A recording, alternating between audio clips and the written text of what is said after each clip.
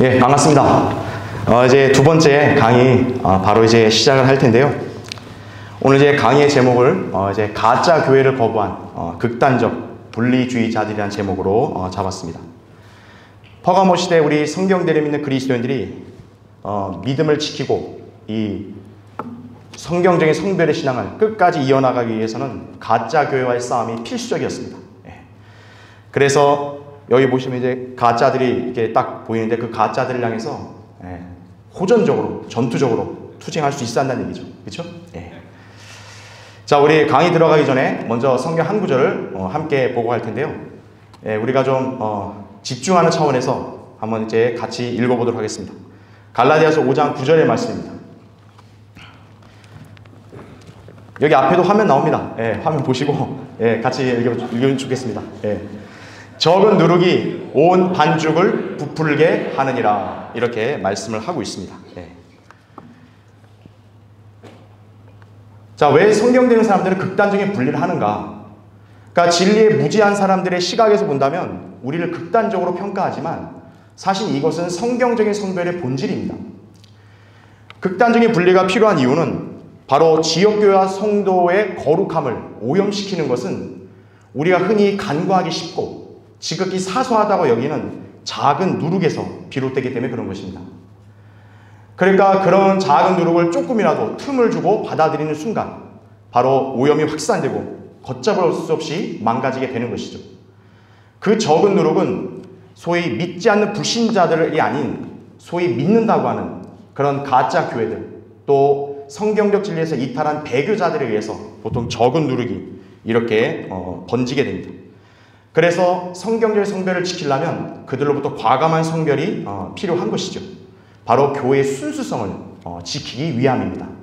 교회라는 것은 그만큼 순결하기 때문에 그 순결함을 지키려면 지극히 작은 그런 더러움마저도 우리는 그것을 확실하게 분리할 수 있어야 한다는 얘기죠. 자, 그래서 오늘 이제 강의 들어가기 전에 우리가 한번 이 네 가지 질문을 유념해 볼 필요가 있겠습니다. 교회의 순수성을 지키는 것은 어제 오늘의 일이 아니라 이렇게 수세기에 걸쳐서 지금까지 계속 이어져 왔던 겁니다. 그래서 이 교회의 순수성을 지키기 위해서 우리가 오늘 이 강의를 같이 살펴볼 때 한번 유념하고 들어야 될 이렇게 질문이 네 가지가 있는데요. 참된 하나님의 교회라면 어떤 특징들을 갖는가? 교회들이 너무 많죠? 어떤 교회가 참된 하나님의 교회인가? 그것을 알려면 어떤 특징을 가졌는가를 알 필요가 있겠습니다. 그 다음에 진정한 교회라면 어느 수준까지 건전한 교리를 필요로 하는가? 만약 교회가 믿음으로부터 떠났다고 했을 때는 언제부터 그게 시작이 됐는가? 그리고 교회가 믿음에서 떠난 것이 분명하다면 진리를 수호하고자 하는 사람들은 그럼 어떤 조치를 취해야 마땅한가? 자, 이 답을 안다면 여러분은 성경적인 성별을 실천하며 살 수가 있습니다. 이 질문에 대한 답을 이렇게 모범적으로 보여준 집단이 바로 퍼가모 교회 시대 우리 성경대를 믿는 그리스도인들이라 할 수 있겠습니다. 퍼가모라는 명칭은 여러분이 잘 알다시피 숱한 결혼입니다. 그래서 이 시대는 수많은 이 지역교회들이 로마 제국의 통제하에 들어가서 국가교회로 통합을 함으로써 결국 기독교가 세상과 음행하는 현상이 펼쳐지게 되는 것이죠. 단순한 결합이 아니라 교회들이 로마 제국 밑으로 들어가 버립니다. 그래서 교회들 외를 누가 군림해서 관장을 하냐? 로마 황제가 관장을 하게 돼요. 정말 이렇게 아주 굴욕적인 그런 상황이 펼쳐지게 되는 것이죠. 그러면서 이 로마 황제는 이제 이 교회의 순수함을 파괴시키기 위해서 온갖 이교도들의 의식들을 다 교회 안으로 유입시켜 버립니다. 그러니까 여기에 무기력한 교회들은 그걸 고스란히 다 받아들이게 되고 또 거듭나지 않은 그런 이교도들이 그냥 교회 안으로 물밀듯이 들어와 버리게 됩니다. 그래서 대다수의 모든 기성교회들이 다 부패하고 변질되어 버리는 것이죠. 자, 그런데 그런 가짜 교회와 그런 배교한 교회들로부터 확실하게 성별해서 끝까지 순수한 신앙을 지키고자 투쟁했던 바로 그 무리가 우리 믿음의 선진들, 바로 성별주의자들이 되겠습니다. 바로 그 시대의 대표적인 성별주의자들은 이 퍼가모 시대는 도나티스트라고 이렇게 볼 수가 있겠습니다. 도나티스트들은 굉장히 강경하죠.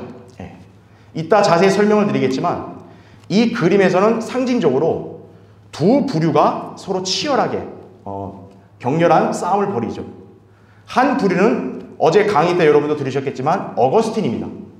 어거스틴은 소위 카톨릭, 이 배교한 교회의 대표 주자라 볼 수 있고, 그에 반대하는, 대적하여 싸우는 그 성별을 지키는 그리스도인들이 바로 도나티스트들이었습니다. 그래서 이 도나티스트에 대해서 당시 사회에서는 굉장히 과격한 극단적인 분열주의자로 취급을 했지만, 이들이야말로 성별의 정신을 지키고 끝까지 투쟁했던 우리 믿음의 선진들이라는 사실을 기억하셔야 됩니다. 그래서 이 퍼가모 교회 시대에 우리 믿음의 선진들의 대표 그룹은 도나티스트라 볼 수가 있기 때문에 저는 이 시간 이 강의를 도나티스트들의 그런 믿음의 행보, 그 행적을 중심으로 함께 살펴보고, 또 오늘을 사는 우리 그리스도인들은 과연 이 퍼가모 시대의 우리 믿음의 선진들을 통해 어떤 교훈을 배울 수 있는가? 그분들의 신앙이 우리에게 무엇을 가르치고 있고 우리는 어떻게 그것을 실천해야 되는가? 이 시간 우리가 그것을 한번 공부하는 시간을 갖겠습니다. 물론 도나티스트만 있는 건 아닙니다. 유카이트라는 그런 그룹도 있었고, 또 그 외에 개별적으로 바른 성경을 믿고 이렇게 가르치고 전파한 그런 신실한 그리스도인들이 많이 있습니다. 그런데 어쨌든 도나티스트라는 그룹이 그 당시에는 가장 영향력이 컸던 그런 성경 대리는 사람들이었고, 또 어차피 다른 분들과 거의 행보가 대동소이합니다. 어차피 가짜 교회와 투쟁하는 거기 때문에 어차피 믿음의 행보는 거의 대동소이하니까 저는 이제 도나티스트를 중심으로 해서 한번 우리 퍼가모 시대 우리 믿음의 선진들이 어떻게 이 성경적 성별을 지키기 위해서 투쟁했는지를 살펴보겠습니다. 자, 그래서 먼저 가짜 교회와 분리한 성별주의자들입니다. 완전히 돌아서서 믿음의 길을 경주해 나가야죠. 자, 먼저 도나티스트라는 그룹이 어떻게 형성이 됐는가 그 배경을 설명을 드리겠습니다. 아까 강의 때 여러분이 다 보셨겠지만 이 디오클레시안 박해기라고 그때 이제 10번째 마지막 박해기가 있었습니다. 그 당시에 믿음을 지키고 기꺼이 순교한 무리도 있었지만 로마 제국에 굴복을 하고 이렇게 믿음을 저버렸던 그런 사람도 있었습니다. 그러니까 박해에 결국 굴복을 해서 거기에 순응한 사람들이 있었고요. 또 그 중에 어떤 사람들은 아예 로마 제국에 적극적으로 가담을 합니다. 가담을 해가지고 그리스도인들을 색출하고 잡아서 죽이는 일을 소위 그리스도인이라는 사람들이 하는 거예요. 그리고 성경을 불태우는 일도 그 그리스도인이라는 사람들이 하고, 그러니까 로마 제국에 잘 보이게 한 거죠. 교회들을 불태우고 무너뜨리는 것도 다 그 사람들이 앞장서 하게 됩니다. 자, 그러다 보니까 당시 믿음을 지키기 위해서 불의와 타협하지 않고 투쟁했던 이 그리스도인들의 시각에는 이 사람들은 완전히 그리스도인들이 아닌 거죠. 그래서 그때부터 이 사람들을 배반자들로 칭하게 됩니다. 너희들은 고귀한 믿음을 저버린 배반자들이다. 그래서 너희들과는 함께 갈 수 없다. 딱 그런 태도를 갖게 된 거죠. 자, 근데 이 디오클레시안 박해기가 한 7년여 정도 이제 해서 완전히 끝나게 됩니다. 이제 박해가 끝나니까 이제는 교회들이 재정비할 거 아니겠어요? 재정비하는 가운데 이 배반자들 문제가 불거지게 됩니다. 교회들로 하여금 이 배반자들 이제 어떻게 할 거냐? 그 처리 문제에 대해서 극심한 의견 대립이 벌어져요. 보통의 기성교회들은 이미 시간 지났지 않냐? 그냥 용서하고 그리고 그냥 없던 일로 그냥 이렇게 수용하고 넘어가자. 그러니까 유야무야 넘기려는 사람들이 있어요. 많은 교회들이 그렇게 합니다. 그런데 거기에 반기를 든 사람들은 안 된다. 이 사람들은 그리스도인들이 아니고 당장 추례를 시키고 그 다음에 단절을 해야 된다. 이렇게 강경한 입장을 내세우는 그런 교회들과 아주 의견 대립과 갈등이 벌어집니다.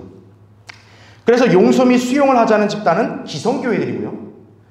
반대로 추례를 시키고 단절하다는 것은 아주 강경한 분리를 주장하는 교회들입니다. 자, 이렇게 갈등이 불거지는 상황에서 결국에는 이제 문제가 터집니다.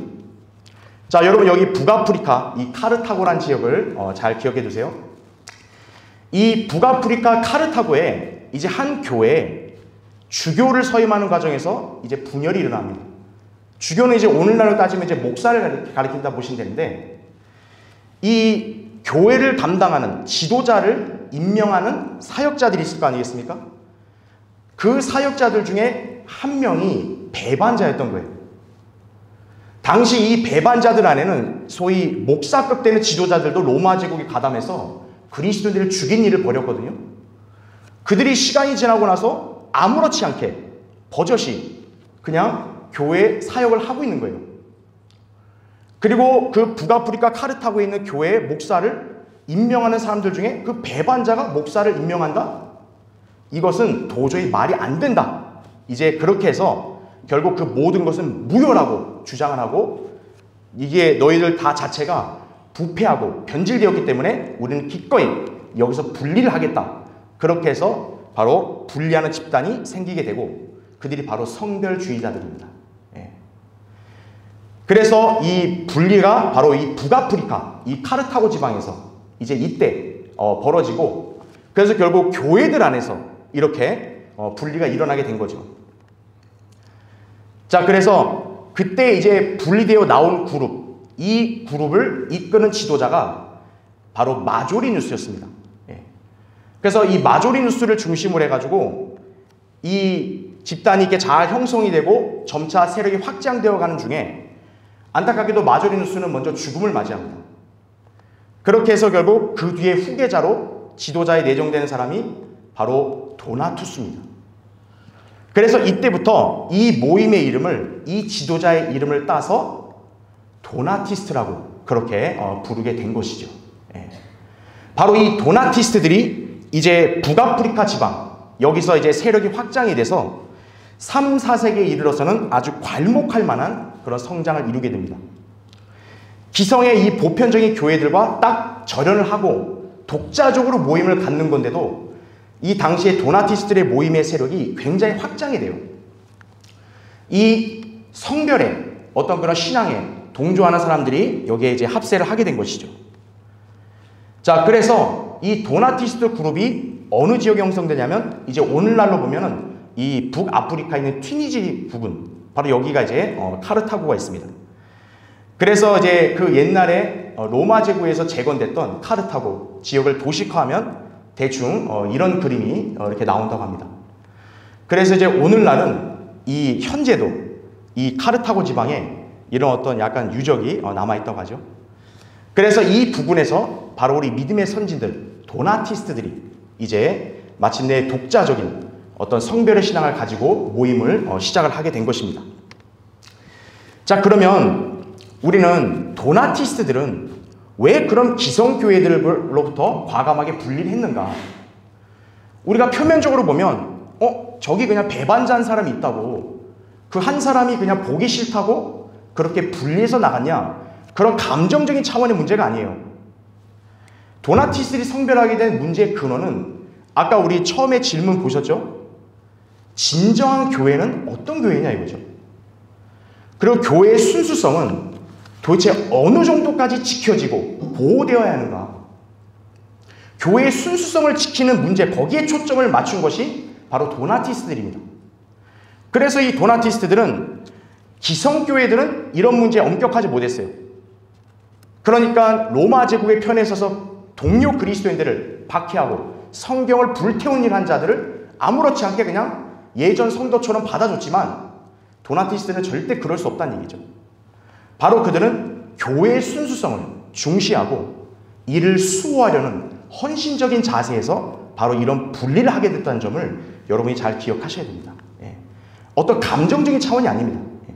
교회의 순수성을 지켜야 되는데, 바로 교회 안에 불순한 자들이 있다면 그 교회는 그 사람들이 있다는 것만으로도 거룩함을 상실한다는 게 도나티스트들의 확고한 관점이었던 거예요. 더군다나 이 그 배반자들은 말 그대로 동료 그리스도인들을 적국에 팔아넘긴 사람 아니겠습니까? 예. 그리고 성경을 불태운 일을 했다. 그런 사람들은 결코 거룩한 사람들이 아니죠. 그런 사람들은 과감하게 분리를 시키고 또 자신들을 거룩하게 지켜야 될 책무가 있다는 게 바로 도나티스트들의 관점이었다는 얘기죠. 자, 결국 도나티스트들의 주된 관점은 거듭난 성도의 거룩함입니다. 이것이 바로 그 당시의 도나티스트들의 일종의 아이덴티티라고 볼 수 있는 거예요. 그 사람들이 저 사람 도나티스트야 라고 쉽게 식별할 수 있는 것은 거룩함을 굉장히 강조합니다. 그래서 교회의 진정한 회원이라 했을 때는 아무나 회원이 되는 게 아니다. 일단 거듭난 성도가 회원이 되는 게 맞죠. 거듭난 성도일 뿐만 아니라 순수한 믿음을 갖고 거룩한 삶을 사는 성도만이 그게 진정한 성도의 자격이 있다. 그런 성도들로 채워져야 그게 거룩한 교회다. 이게 바로 우리 믿음의 선진들이 주장했던 관점이죠. 자, 그런 와중에 이제 이 도나티스트 모임이 형성되고 난 직후 이후에는 바로 이제 그 로마 제국에 엄청난 어떤 사건이 벌어지게 됩니다. 아까 이제 강의 때도 언급됐지만 이제 313년에 소위 이제 콘스탄틴이 밀라노 칙령을 이렇게 반포함으로써 이제 로마 제국이 기독교를 박해하는 게 아닌 공인하는 쪽으로 입장을 바꾸게 됩니다. 그래서 이제 교회를 기독교를 공인을 시키는 거죠. 자, 그런데 이 기독교 공인이 공식적인 박해는 없어졌다고 하지만 사실 이것은 오히려 그 당시에 지상의 성경적 기독교 신앙을 아예 잠식시켜버리는 그런 결과를 낳게 됩니다. 왜냐하면 이 콘스탄틴의 기독교 공인의 그 저변에는 말 그대로 교회들이 로마 제국의 통제를 받도록 하는 조건이 제시되어 있기 때문이에요. 여기에 많은 지역교회들이 그 로마 제국에 다 기속이 되어버립니다. 그렇게 함으로써 이제 세상과 음행하는 그런 교회가 생기게 되는 것이죠. 이게 바로 우리가 잘 알고 있는 퍼가모, 그 퍼가모라는 이름이 숱한 결혼이라는 얘기죠. 바로 이 기독교 공인이 촉발이 돼서 결국 이렇게 이루어지게 되는 거죠. 콘스탄틴이 기독교를 공인한 속내는 다른 거 없습니다. 세상 역사는 콘스탄틴이 그리스도인을 개종했다고 하는데 콘스탄틴은 구원받은 사람이 아니에요.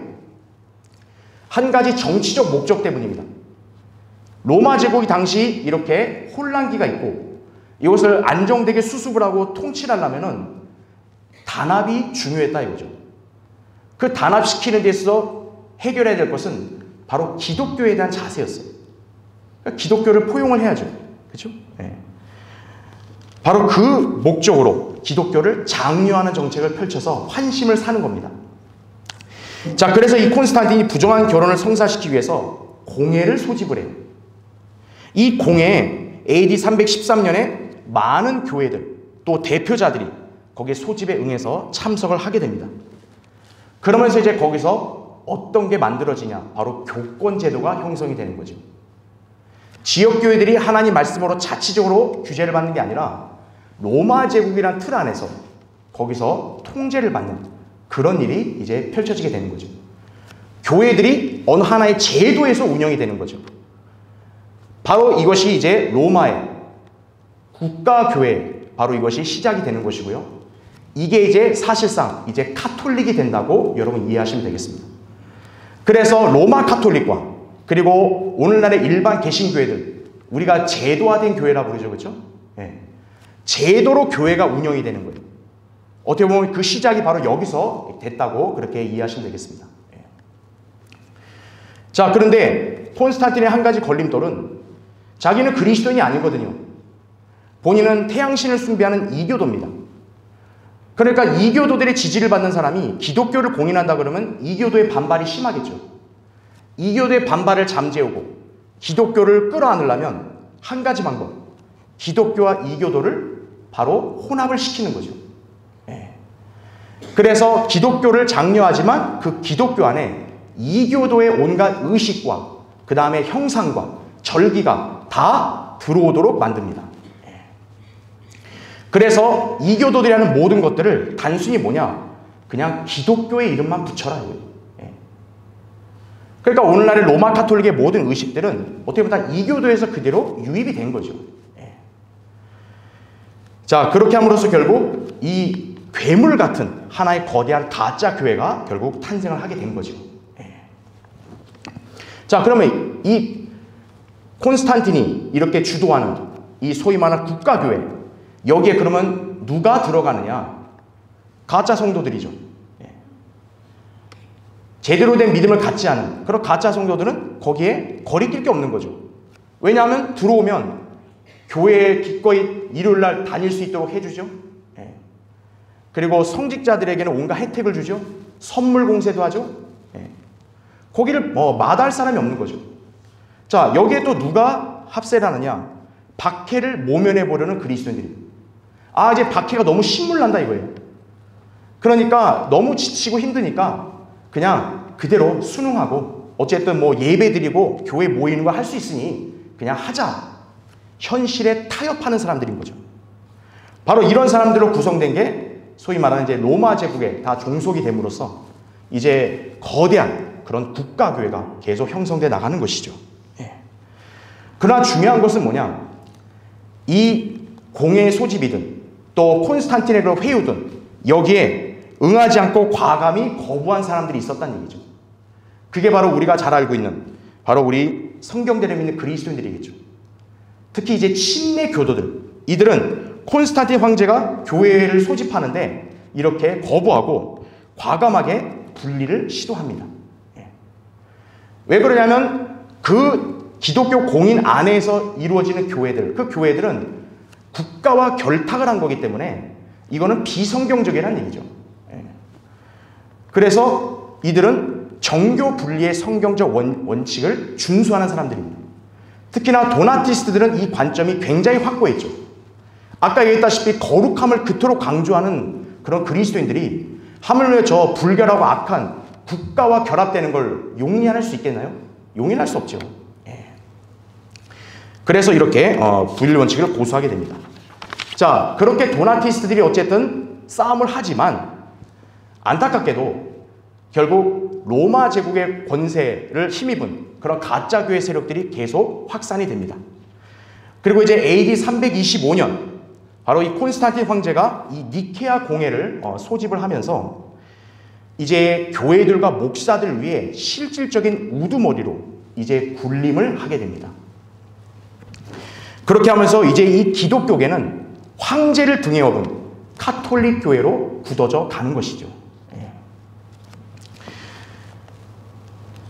그래서 이제 교회 모든 그런 교회들의 어떤 주교라든지 뭐 감독이라든지 이런 사람들이 다 콘스탄틴에게 불종을 하게 되는 겁니다.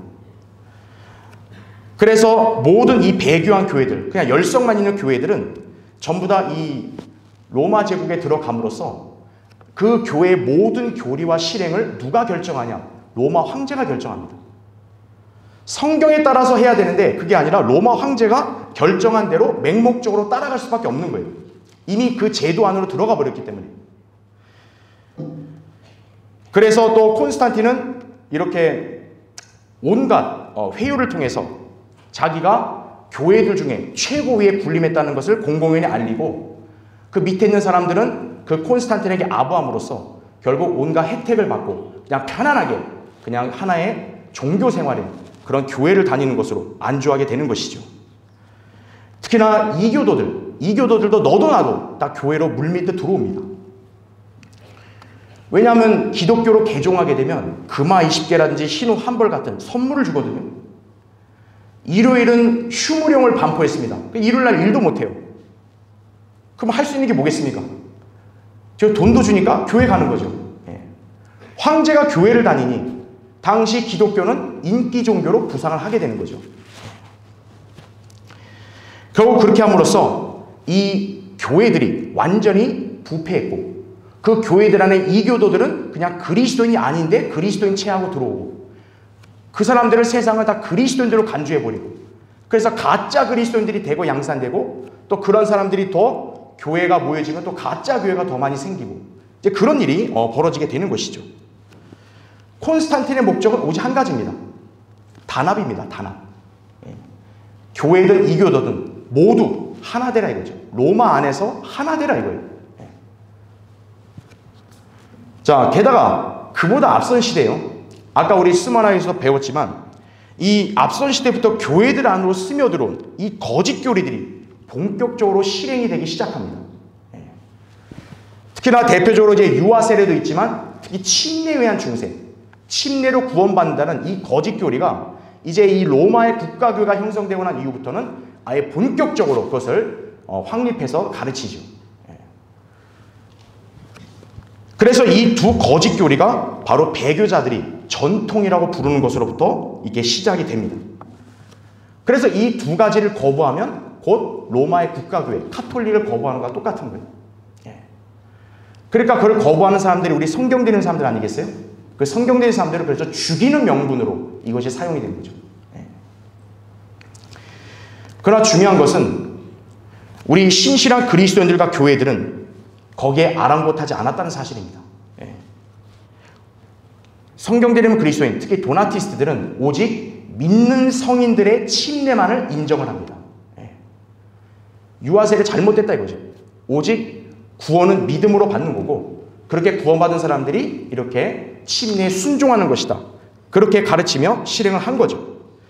그래서 어른이 된 믿는 자들에게만 바로 침례를 준 겁니다.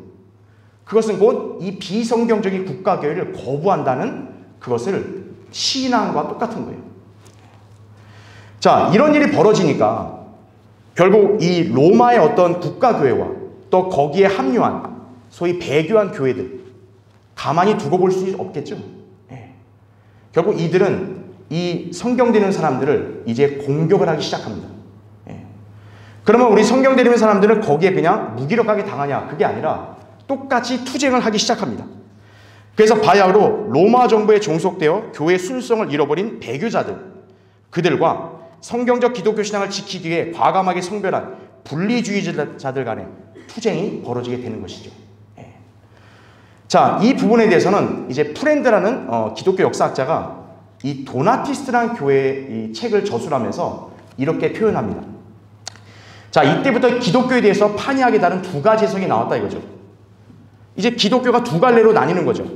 한편으로는 카톨릭 정통교회가 있다. 그러니까 자기들이 정통이라 자처하는 거예요.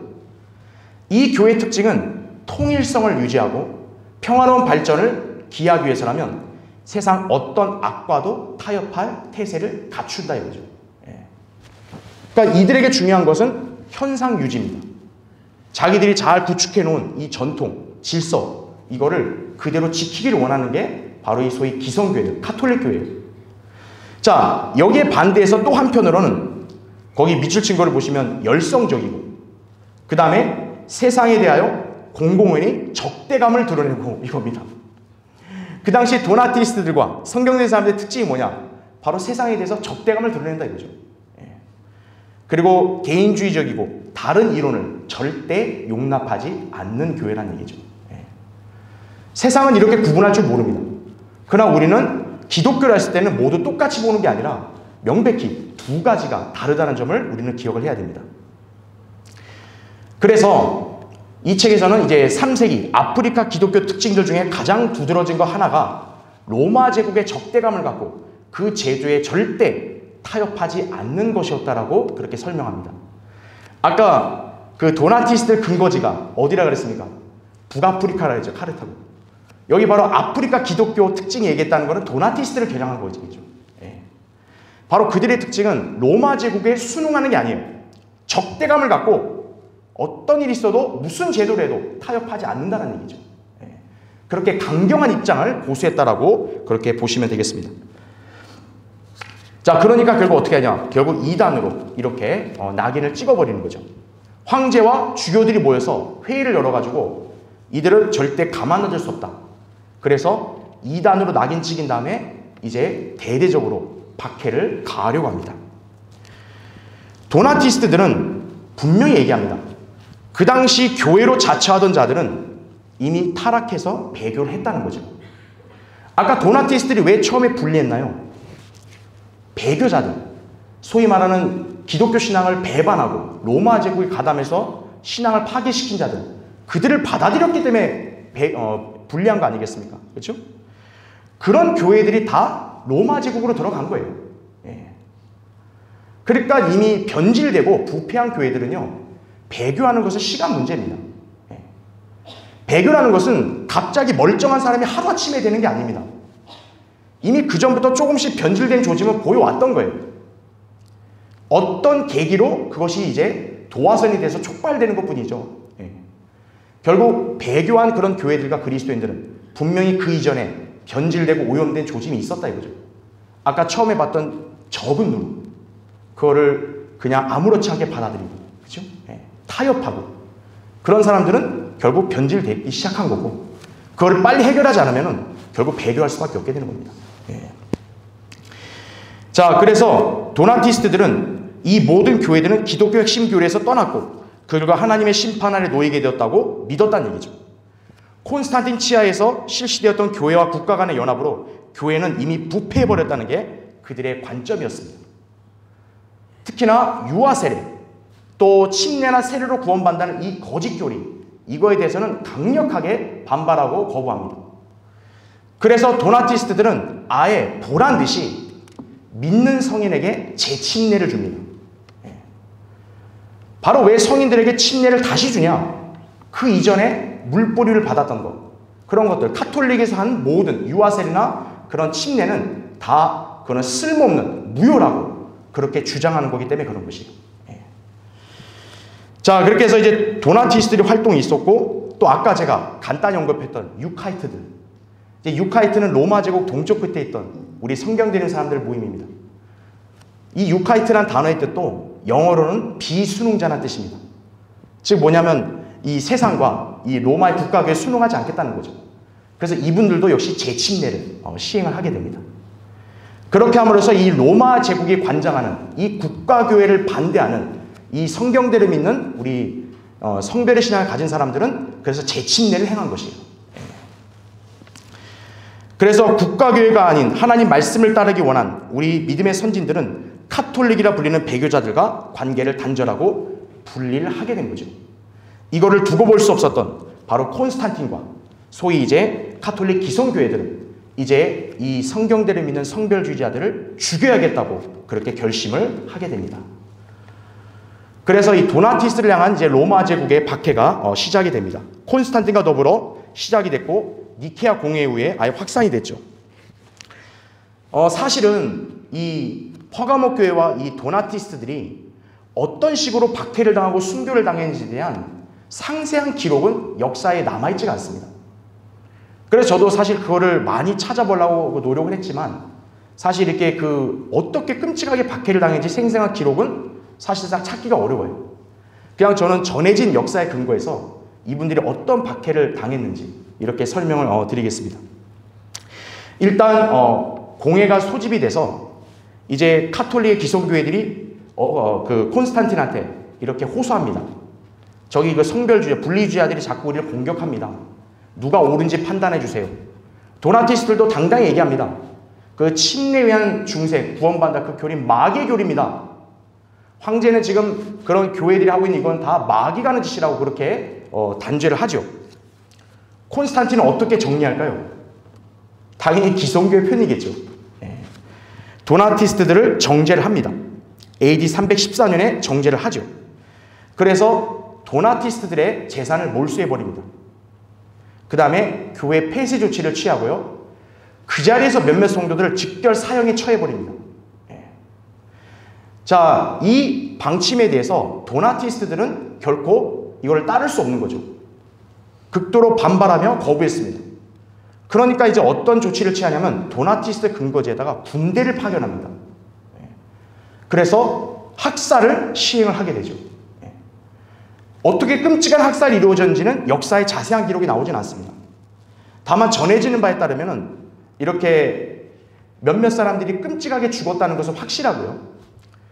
그리고 상식적으로 본다면 군대를 파견해서 동원할 정도면 곱게 죽일 리는 없겠죠.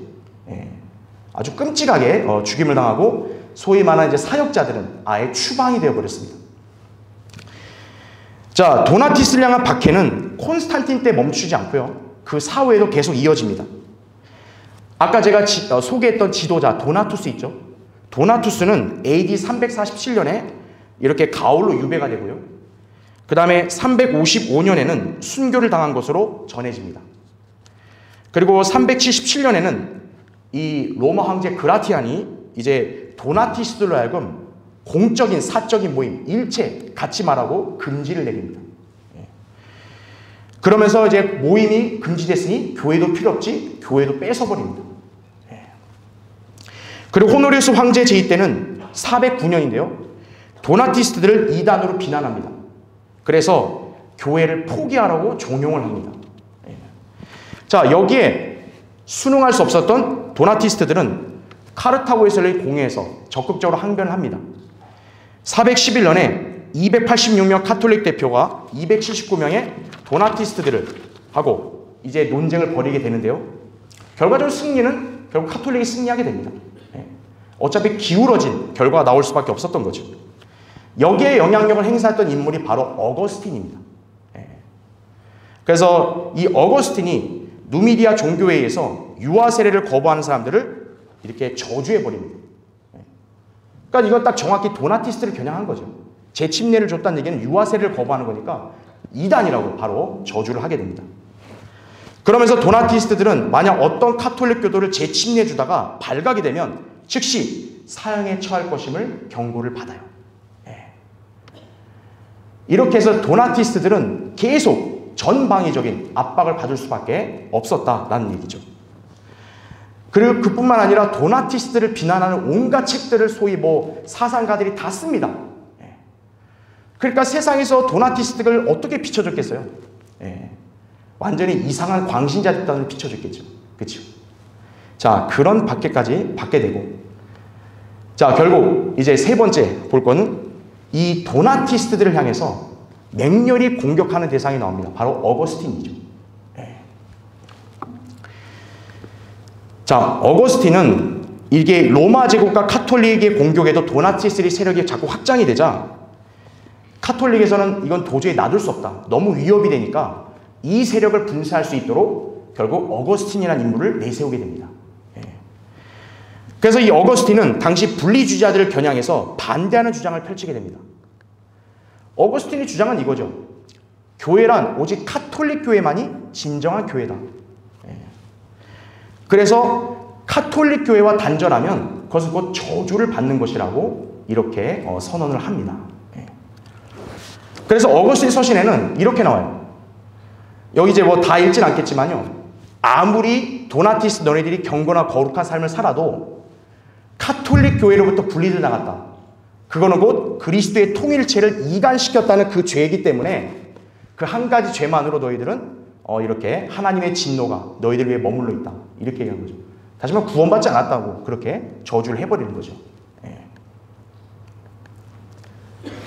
자, 그 다음에 이제 했던 주장은 뭐냐. 어거스틴은 카톨릭 교회 물침례가 참된 침례다. 그 외에 모든 어떤 교회들이 침례 주는 것은 다 이단적이라고 그렇게 정죄를 하고 선언합니다. 이건 정확하게 도나티스트를 겨냥한 거죠. 그렇죠? 왜냐하면 도나티스트들이 재침례를 주는 것은 곧 카톨릭의 유아 세례 그리고 물 세례를 부정하는 상징이기 때문에 그래요.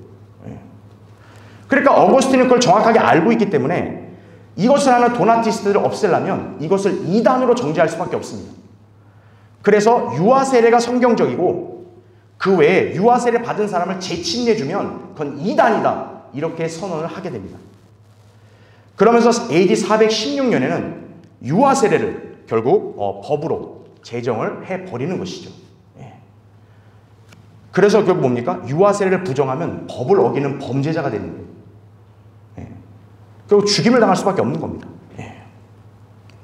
자, 결국 이로 인해서 이로 인해서 두 가지의 어떤 성경적인 어떤 실행은 다 폐기되고 마는 거죠. 믿는 자만이 침례에 순종할 수 있는 거, 자발적이고 개인적인 침례에 순종하는 거. 이 두 가지가 성경적인 건데 결국 이 카톨릭과 어거스틴에 의해서 이 두 가지는 거의 폐기돼 버리고 마는 거죠. 그러면서 결국 얼마 안 있어 결국 이제 암흑시대가 도래하게 되는 것이죠. 자, 그럼에도 불구하고 우리 성경대로 믿는 분리주의자들은 거기에 아랑곳하지 않습니다. 죽는 한이 있더라도 우리는 믿는 성인에게 재침례를 계속 시행하겠다. 그래서 이들이 바로 사실상 재침례 교도들이고, 그래서 재침례 교도는 바로 반카톨릭을 상징하는 거라고 말씀드린 이유가 그거예요. 바로 재침례 자체가 카톨릭의 유아 세례를 부정하는 거기 때문에 그런 것이죠. 자, 이런 일이 벌어지니까 결국 이 도나티스트를 향해 어거스틴까지 박해에 가담을 해서 가톨릭 당국과 손을 잡고 부당한 박해를 행하게 됩니다. 자, 그래서 이 자유교회 변천사라는 책에는 이렇게 기술해놨어요. 그리스도인들에게 가톨릭이 대대적으로 가했던 비인간적인 박해들 가운데 최초의 것은 도나티스트들의 독립교회를 향한 것이었다. 이렇게 나옵니다. 우리는 흔히 가톨릭의 이 대대적인 박해를 두아티라 4대 이렇게 보통 이렇게 알고 있는데, 사실 그 이전에 최초의 가톨릭의 박해는 사실상 도나티스트 때부터 시작됐다. 이렇게 평가를 하고 있는 것이죠. 예.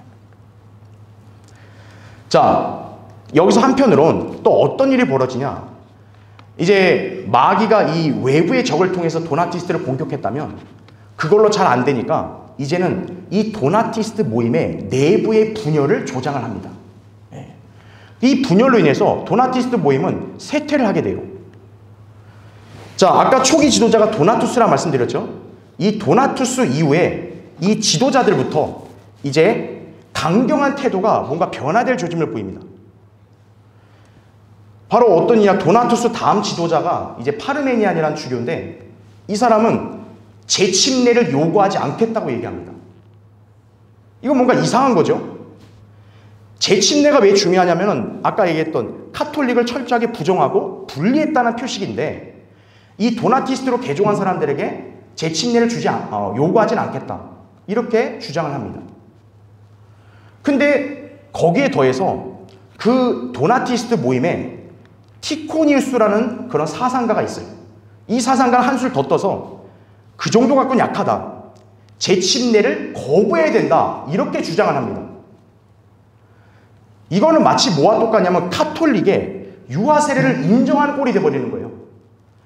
당시 이 티코니우스가 이 주장을 하니까 사상가 명망이 좋다 보니까 사람들이 혼란스러워집니다. 저 사람이 저렇게 말하는 게 정말 맞나?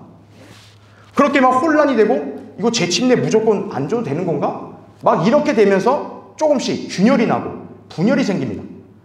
그래서 당시에 그 자리에 있던 신실한 우리 도나티스트 그런 그리스도인들은 이거 두고 볼 수 없다.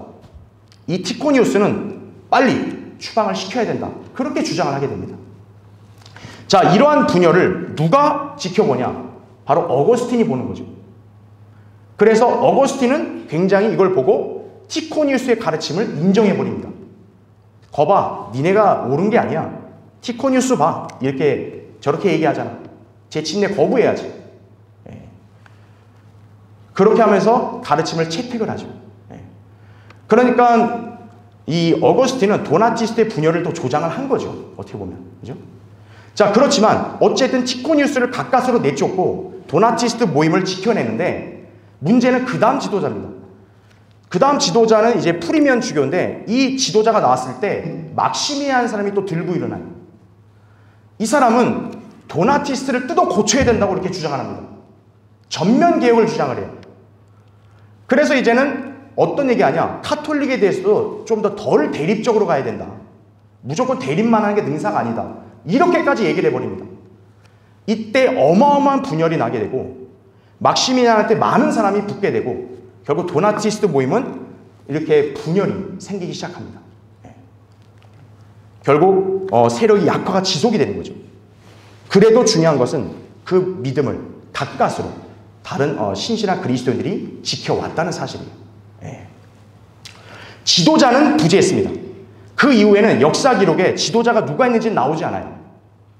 그럼에도 불구하고 도나티스트들은 계속 그 모임이 지속됐던 이유는 바로 그 모임 안에 이 자리에 있는 여러분처럼 평범하지만 신실하게 끝까지 성경적 성별을 지킨 그런 그리스도인들에 의해서 도나티스트 모임은 계속 지속이 되는 것이죠.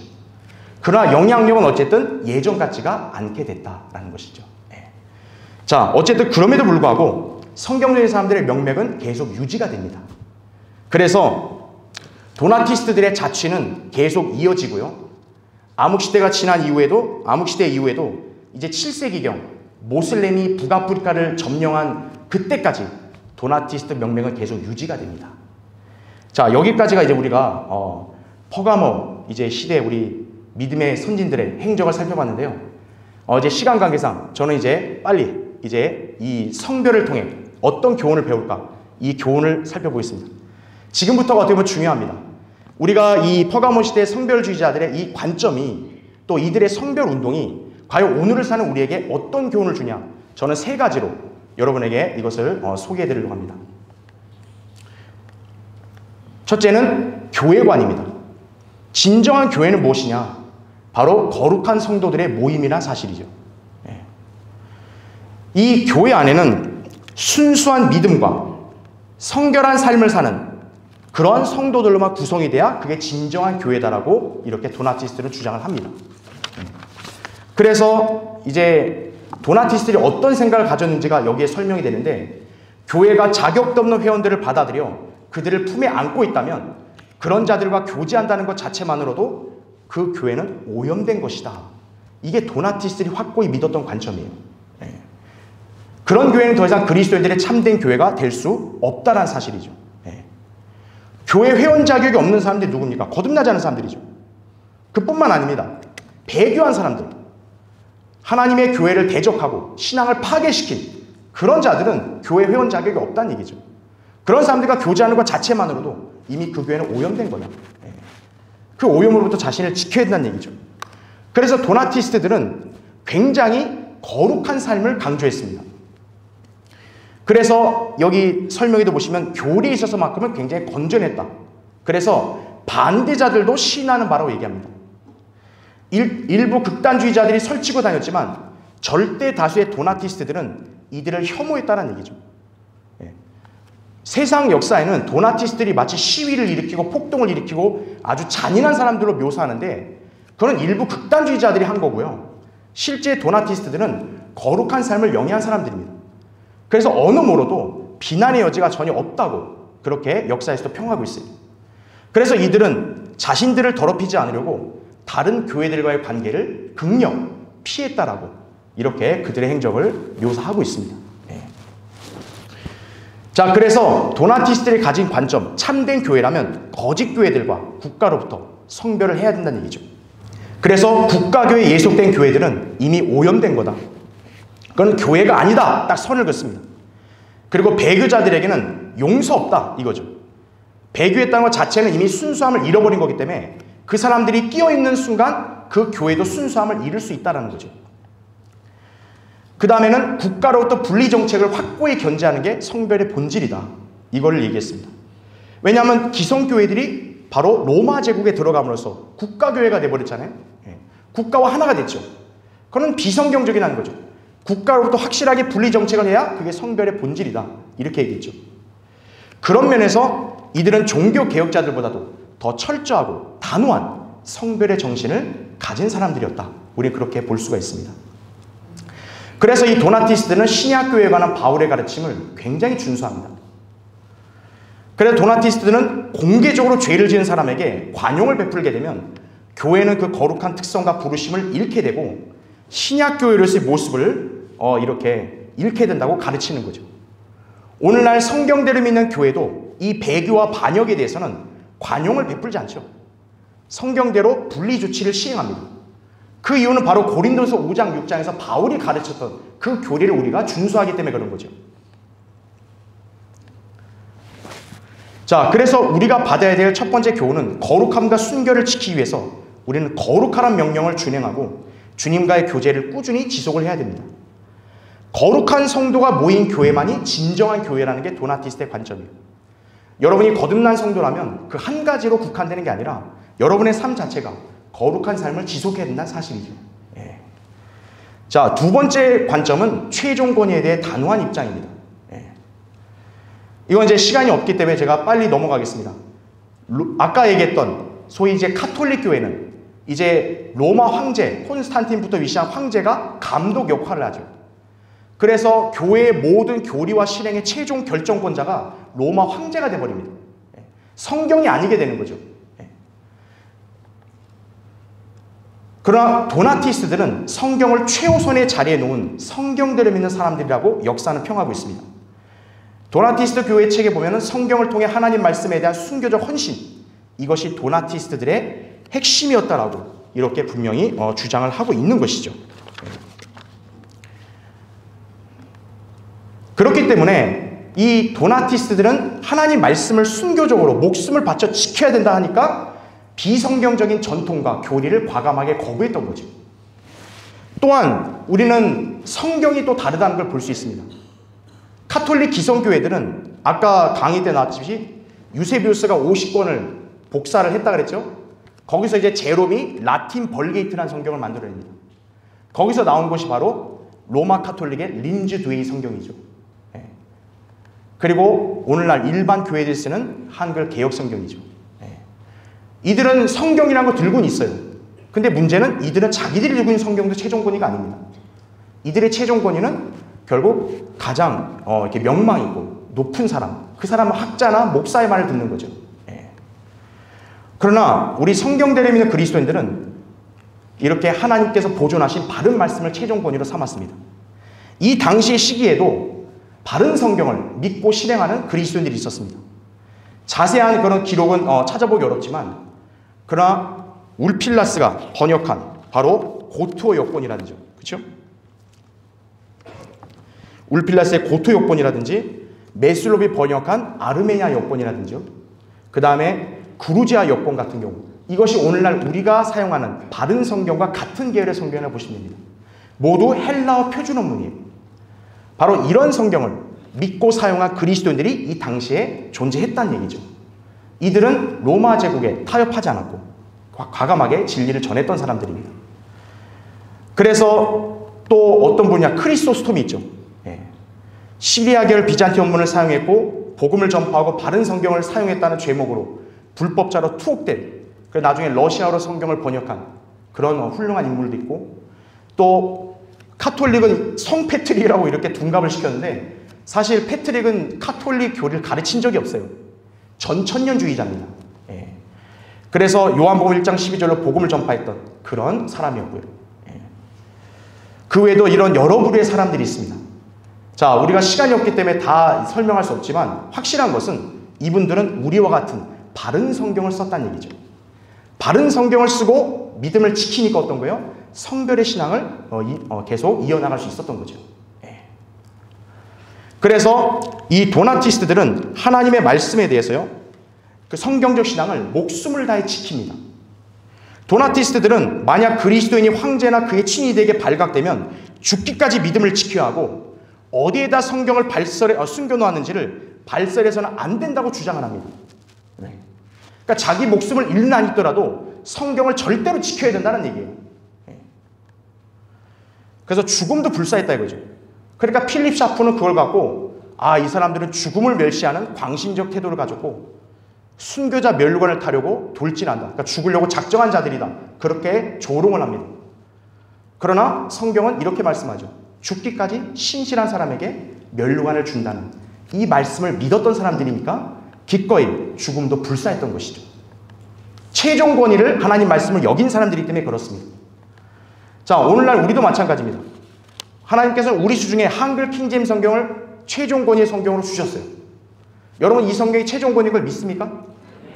그렇다면 단순하게 이 성경이 좋다, 읽기 편하다, 이 차원이 아닙니다. 성경을 사랑해서 열심히 상고할 뿐만 아니라 자신의 생명을 바쳐서 이 성경을 수호할 수 있어야 돼요. 마귀가 이 성경을 우리 수중에서 뺏어가려고 온갖 공격을 합니다. 그렇죠? 가짜 성경 출간해서 이 성경을 보급을 방해하죠. 또 이 성경에 대한 저작권 문제로 우리 성경을 보급을 못하도록 방해하고 뺏어가려고 하죠. 그런 것을 방관하는 게 아닙니다.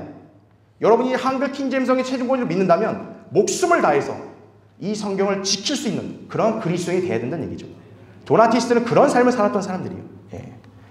마지막 세 번째, 빨리 하겠습니다. 타협하지 않는 투쟁 정신. 타협은 두 가지로 옵니다. 회유로 오든지 아니면 위협으로 옵니다. 콘스탄틴은 회유를 했죠. 선물 공세하고 니들 이 카톨릭 제도 안에만 들어오면 교회 사람들 많이 들어오고 니들 교회 생활하는데 아무 문제 없다. 근데 우리 성별주의자들은 그걸 과감히 거부했습니다. 그러니까 이번에는 어거스틴이 위협을 하죠. 위협을 해서 카톨릭에 굴종하도록 조치를 합니다. 어거스틴은 이렇게 얘기를 해요. 잘못된 길로 들어서면 어떻게 해야 될까요? 거칠게 낚아채서나 데려와야 된다. 그리고 위협을 가하고 말을 듣지 않으면 팩이라도 해서 주님의 양으로 데려와야 된다. 깡패죠. 쉽게 말하면. 해서 데려와야 된다는 얘기예요. 그걸 누굴 핑계를 대냐? 주님의 강압을 모방할 수밖에 없다. 주님도 강압적으로 사람 믿게 하니까 우리는 그걸 따르는 거다 이거죠. 여기서 나온 게 바로 칼빈주의죠. 하나님의 주권, 막 저항할 수 없는 애. 다 어거스틴의 영향을 받은 거죠. 그러니까 주님도 강압적으로 믿게 하니 우리도 저 분리주의자들을 강압적으로 대하는 거다. 이렇게 주장을 하는 거죠.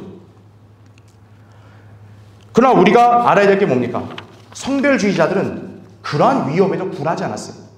죽일 테면 죽여봐라 이거죠. 더욱 단호하게 분리했고 항거했습니다.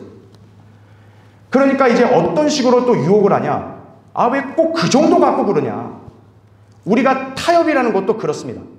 타협은 항상 우리로 하여금 이 정도는 문제가 안 되지 않냐? 이런 식으로 늘 제시하는 거예요. 그러나 일단 받아들이면 어떻게 되냐? 바로 받아들일 순간 오염은 시작됩니다. 거기서 끝나지 않고 더 큰 게 오게 되는 법이에요. 결과적으로 다 이렇게 변질될 수밖에 없는 거죠. 이게 바로 도나티스트들이 변질자들을, 이렇게 배교자들을 받아들이지 않은 이유입니다.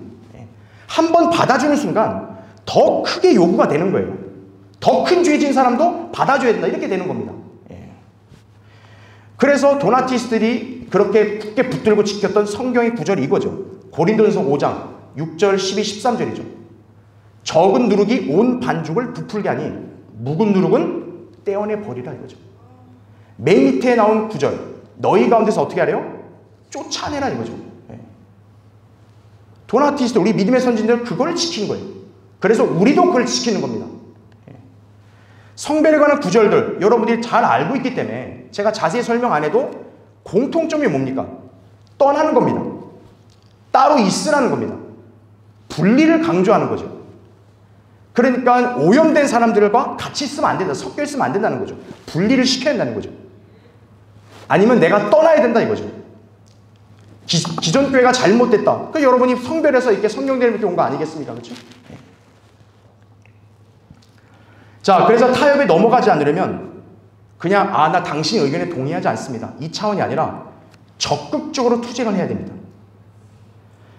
타협에 넘어가지 않으려면 그냥 저 정중하게 사양할게요. 이게 아니에요. 적극적으로 투쟁하고 진리를 확실하게 제시할 수 있어야 됩니다. 도나티스트들의 입장은요, 당시에 굉장히 불리한 여건이죠.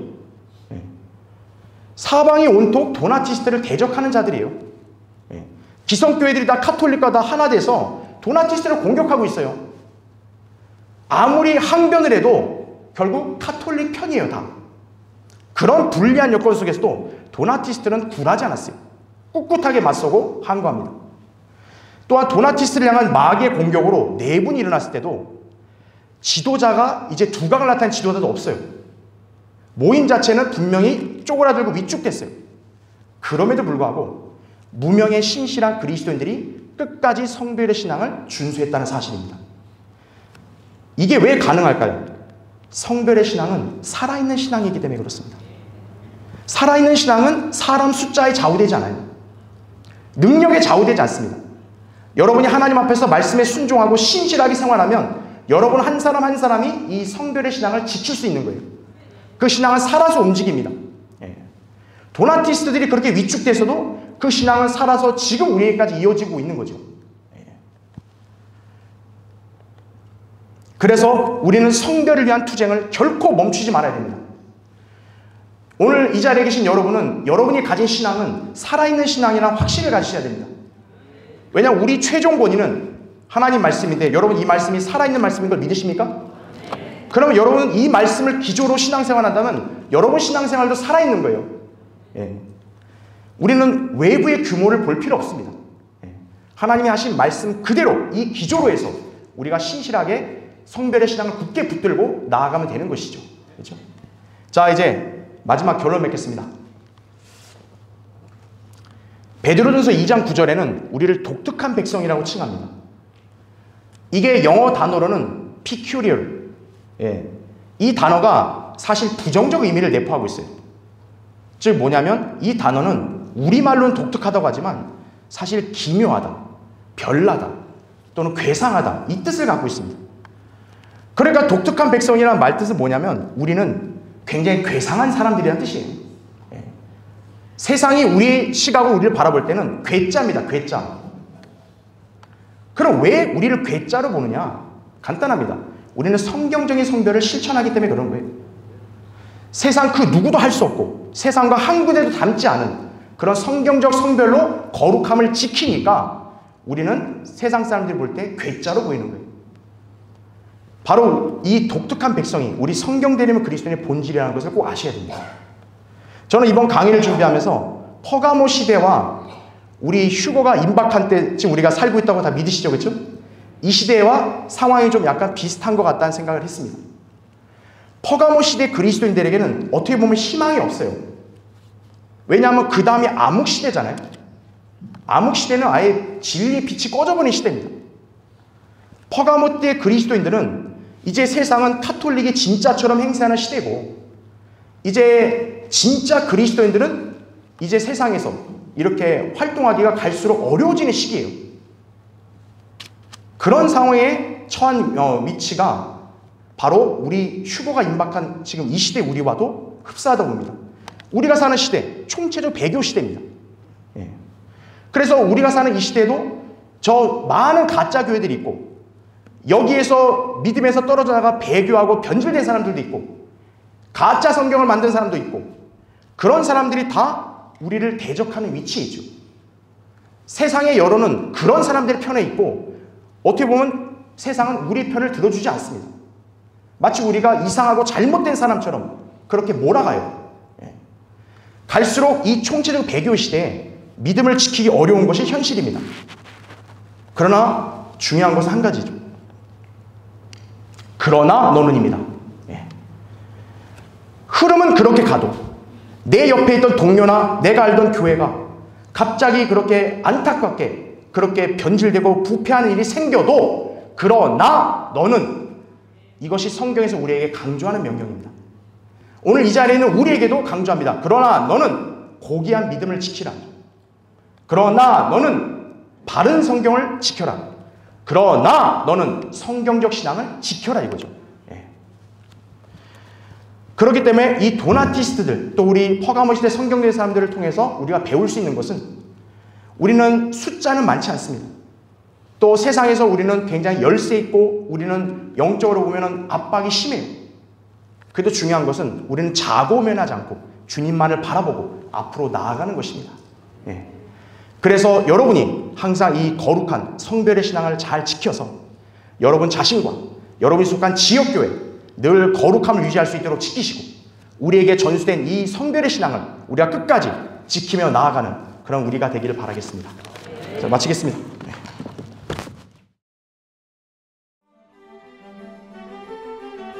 그리스도인은 한글 킹제임스 성경을